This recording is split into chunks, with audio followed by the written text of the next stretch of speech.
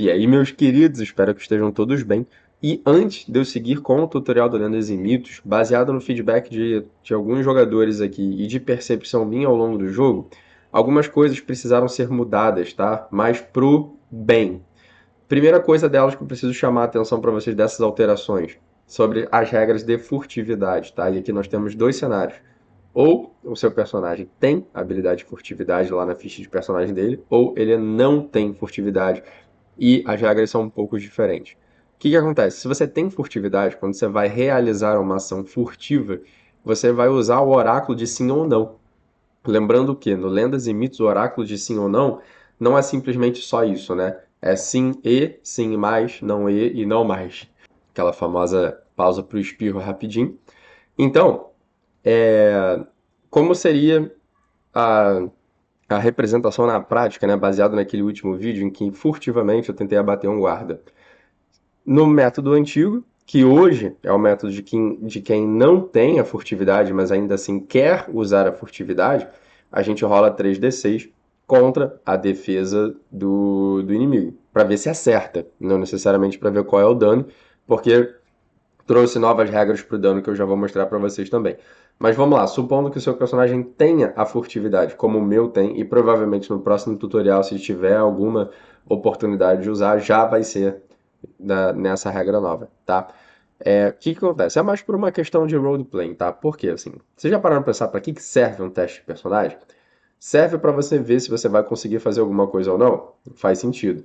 Mas eu acho que faz ainda mais sentido um teste de personagem para algo que quando você queira fazer tem muitas chances de dar errado, ou que tem boas chances de dar errado. Um ataque furtivo pode dar errado? Pode, por inúmeras razões. Mas eu parto do princípio que se o seu personagem ele é treinado para isso, ele tem essa probabilidade é menor. Então, quando a gente usa o oráculo de sim e não, ali, por exemplo, né, pegando de novo do último episódio que teve o combate furtivo, se eu tivesse rolado o dado e caiu em sim, mas, o que que aconteceu? Sim, eu acertei, vou rolar o dano. Mas algo aconteceu. E aí pode ter sido, não sei, às vezes o adversário caiu de uma forma que fez barulho, ou alguém está chegando e de forma surpresa. Então isso tudo vai enriquecer a parte de interpretação e a complexidade ali do mundo para que o jogo ele fique cada vez mais aleatório e faça com que o jogador queira ficar sempre aumentando os números do dado dele. Porque solo tem esse problema, né? Se ninguém está vendo e ninguém vai te julgar, só sua própria consciência. Então, se você quiser aumentar o número dos dados, simplesmente inventar a regra do nada, você pode e ninguém vai te apontar. Mas eu não acho legal. Eu acho que a graça do RPG solo é justamente você trabalhar com aquilo que chega para você.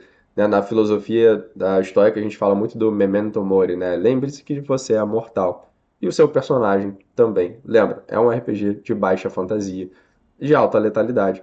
Então a probabilidade das coisas darem certo é relativamente baixa, ou pelo menos ela é realista. Não existem formas incríveis de resolver os seus problemas, tá? A menos que os dados assim permitam e ainda assim dentro das capacidades humanas.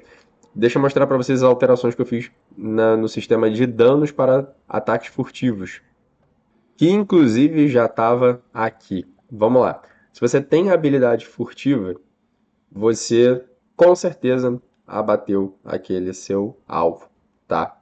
Pode ser polêmico, mas normalmente tem muita gente aqui, inclusive na comunidade, gente que está testando Lendas e Mitos, tem 10 pessoas, uma e eu pegou furtividade, por incrível que pareça, não sei porquê. Mas se você tem habilidade de furtividade, saiba que quando ela dá certo, você com certeza abateu o seu alvo. A menos que, aí a gente já tem duas coisas para a gente pensar agora, que é o seguinte: você não tem habilidade furtiva e ou a sua arma aparentemente não tem essa mecânica de ter a capacidade, o poder de abater uma pessoa de uma vez só. Eu coloquei aqui como exemplo um bastão de madeira. Aí o engraçado vai chegar, Yuri, uma paulada bem dada na cabeça é o suficiente. Nem sempre. Vamos dizer que a probabilidade de você apagar alguém com uma paulada na cabeça, principalmente se o seu personagem não tem força suficiente, não é uma pessoa característica por ser muito forte, você pode nocauteá-la. Não quer dizer que ela foi eliminada. E aí vamos supor que ali no. Se você ainda quiser usar o oráculo de sim ou não e caiu num sim, Mas, você acertou, causou o dano, mas a pessoa não apagou e vai voltar e vai iniciar um combate. Tem isso, entendeu? Agora vamos lá. Se você não tem habilidade de furtividade, você vai fazer como o método antigo. Você vai rolar um 3d6 contra a defesa e o dano que você rolar você vai multiplicar por 2. Aí eu tirei um num teste de no dano partindo de um ataque furtivo. Tirei 2. O meu inimigo tem 15 de vida. Isso não é injusto? Não necessariamente. Fator de roleplay, aquilo que eu falei pra vocês. Assim, é muito difícil saber a qualidade da arma que você tá usando. Vai que no momento do ataque, tipo assim, ele chegou pro lado, ou pegou numa armadura, pegou numa parte da armadura que você não viu. Enfim, várias coisas. E assim acontece. Ah, mas na vida real, se fosse assim, a gente eliminaria de uma vez só.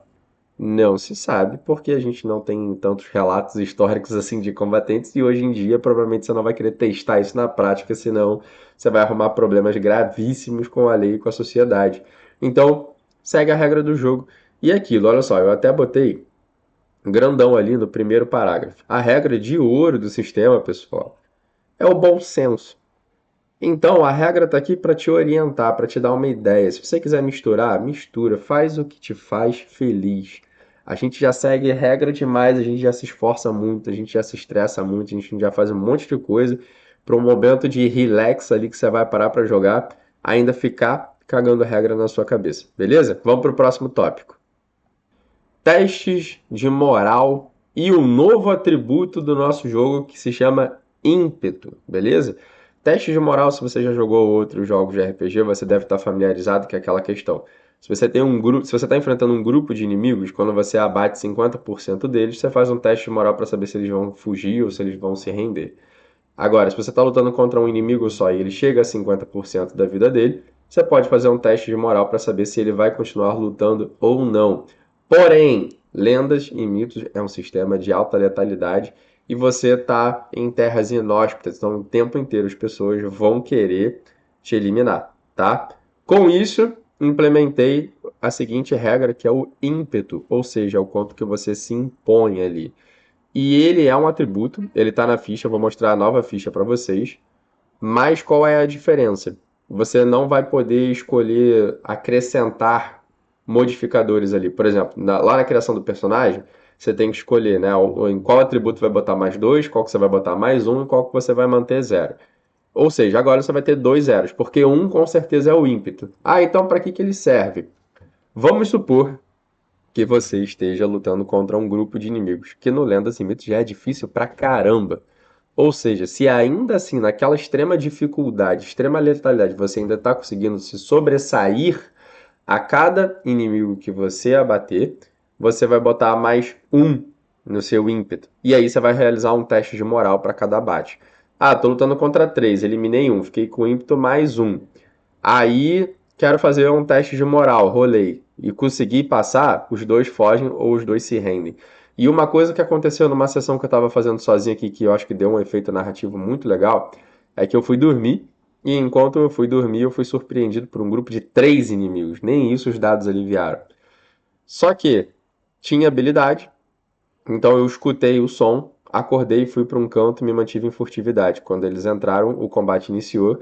Foi um ataque furtivo que não eliminou um deles, mas machucou. E quando chegou a minha vez de fazer um novo ataque, isso porque eu já tomei pancada pra caramba dos outros dois depois, mas quando voltou pra minha vez, né, eu me neguei a abandonar o jogo, eu fui até o final, rolou um crítico, tá? E foram um crítico de 2d6, porque eu tinha um machado. Então foi um ultimate crítico, ou seja, foi uma cena, foi um golpe brutalíssimo de uma cena assim, daquele gore pesado, sabe? Que deve ter pego uma artéria, um órgão e aí espalhou sangue, pedaço pra tudo que é lado. Ganhei um ponto de ímpeto, rolei e entendi que os outros dois que ficaram tão aterrorizados com a situação que eles optaram por fugir. Só que eu corri atrás deles e peguei os dois. Voltando aqui, eu dei o exemplo usando 2d6, tá? Mas um d6 eu também considero um dano crítico, tá? E aqui você pode dobrar o dano como se fosse um ataque furtivo. E aí vocês me perguntam, ah, como é que eu defino os pontos de moral dos inimigos? Aqui também tem, ó, você vai rolar 3d6 para ele. E o resultado é o quanto de moral ele ou aquele grupo tem. E aí, se eu quiser vencer esse teste, para eu saber que eles desistiram, né, que eles ficaram amedrontados, eles viram que eles não vão conseguir dar conta, eu também vou rolar 3d6 e vou somar os pontos de ímpeto se eu tiver. Se eu não tiver, 3d6 contra 3d6 mesmo, porque é aquilo que eu te falei, a tendência aqui vai ser o jogo querendo te matar o tempo todo, e eu acho que é isso que traz a graça a esse sistema também. E aí, para fechar, vamos lá, deixa eu mostrar para vocês como é que a ficha nova ficou com o ímpeto agora, tá? Só ficou, acho que esteticamente tá, ficou mais bonitinha. Cadê? Aí, ó, carregou, viu? Agora nós temos os 4 atributos marcados ali na nossa ficha. E basicamente a única mudança foi a implementação do ímpeto ali, tá? Deixa eu voltar aqui a tela para mim, porque aí agora eu tenho que trazer duas novidades para vocês, três novidades para vocês, tá? A primeira delas, vamos ter um conjunto de adaptações nas regras, coisas pequeníssimas, tanto que nem vai acrescentar a página nova no manual, que é como jogar cooperativamente quando você tá tipo, com um amigo, pra você não ser o esquisito que vai ficar sentado ali no canto jogando um negócio sozinho. Caso, né, você esteja em algum evento, sei lá, viajou com a família, pô, sei lá, se algum primo, algum amigo, algum irmão quiser jogar, você vai saber o que fazer. Mas só para vocês saberem qual é essa mudança do cooperativo. Nas regras, de quantos inimigos no oráculo, né, de quantos inimigos são e qual é o nível deles, a diferença é que a probabilidade de cair dois inimigos ou mais vai ser bem maior do que no jogo solo, e no nível do inimigo vai ser a mesma coisa. A probabilidade de ser um nível 2 ou mais vai acabar sendo maior também. Outra novidade, o nosso jogo ele está indo para um diagramador profissional, então ele vai ficar com cara de livrão, vai ficar a coisa mais linda do mundo. Com isso, a terceira coisa que eu tenho para compartilhar com vocês, e tem de acordo aí com todo o esforço, essa dedicação que eu e o grupo temos feito na criação do jogo, e agora o investimento de fazer a diagramação também, o PDF do Lendas e Mitos, ele vai estar disponível no Apoia-se, ou seja, vai ser um serviço de assinatura, tá? Não são nem um pouco caros, é super tranquilo. A primeira assinatura tipo, é R$ 9 e a última é 100, mas aí você vai ver o que cada uma faz, porque as coisas vão ficando cada vez mais complexas e você vai ter acesso a mais coisas, tá? Depois do de R$ 9 a gente tem um de 15, que aí você já vai receber o PDF do Lendas e Mitos, mais a aventura que a gente tem do tutorial com os bônus, obviamente. E acima disso, e a participação na nossa comunidade do Discord, onde as pessoas trocam aventuras entre si, tiram ideias, tiram dúvidas, etc. Eu participo lá também. Acima disso, só para vocês terem uma ideia, se eu não me engano, acho que é 45 ou 50 o valor da assinatura agora, tem lives exclusivas no nosso Discord, no meu Discord do Lendas e Mitos, em que a gente vai bater um papo mais cabeça ali, porque como vocês sabem, né, psicólogo e estudante de filosofia, ali a gente vai trazer um pouquinho sobre o RPG como tanto metáfora de vida, como ferramenta clínica, como o que a gente pode aprender e como vocês podem tirar mais proveito das suas sessões de RPG para desenvolvimento de autoconhecimento. Então vai ficar muito legal. O link está ali na bio do canal, fiquem à vontade para mandar mensagem, para trocar ideia e seja lá o que vocês forem fazer, bora jogar. Valeu?